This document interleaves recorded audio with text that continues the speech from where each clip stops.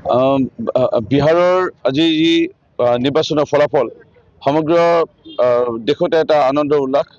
আমাৰ ৰাজ্যখনৰ লগতে আমাৰ মইনী সমষ্টিটো আমাৰ ভাৰতীয় জনতা পাৰ্টি NDA কাৰ্যকৰ্তাসকল আমি যথেষ্ট উৎফুল্লিত আৰু এইটোৱে প্ৰমাণ কৰিলে ৰাহুল গান্ধী ডাঙৰীয়াই যেনেধৰণে দেশৰ প্ৰধানমন্ত্ৰী নৰেন্দ্ৰ মোদী ডাঙৰীয়াৰ মাকক অপমান কৰিলে বা যেনেধৰণে অপমানসূচক মন্তব্য আগবঢ়ালে ইয়াৰে ফল কংগ্ৰেছে দেখা পালে অৰ্থাৎ কংগ্ৰেছৰ আজি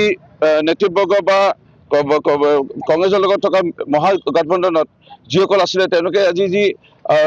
মিছা বা আভুৱা ভৰা কথাৰে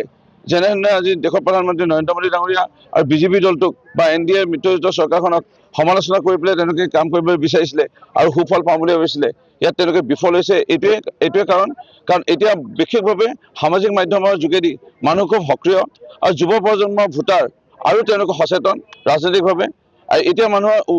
মানুহক ঠগি পেলাই বা উল্লু বনাই মানুহে আৰু ভোট ল'ব নোৱাৰে ৰাইজে দেখা পাইছে যে প্ৰকৃত অৰ্থত এতিয়া উন্নয়ন হৈছে ৰাইজে দেখা পাইছে ৰাস্তা পদূলি পানী স্বচ্ছতাৰ আজি নিযুক্তি আজি বিহাৰৰ যিটো কেলেংকাৰী আছিল অসমত আজি যেনেকৈ APSC কেলেংকাৰী কংগ্ৰেছৰ সময়ত সেই তেনেধৰণে কেনেকৈ কংগ্ৰেছৰ লগত থকা ৰাজনৈতিক দলৰ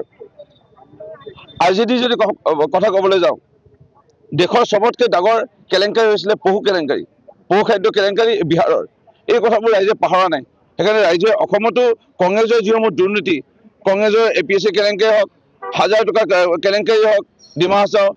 এনেধৰণৰ কেলেংকাৰীবোৰ কথা কেতিয়াও ৰাইজে পাহৰা নাই পাহৰিব নোৱাৰে আৰু ইয়াৰ বাবে কংগ্ৰেছৰ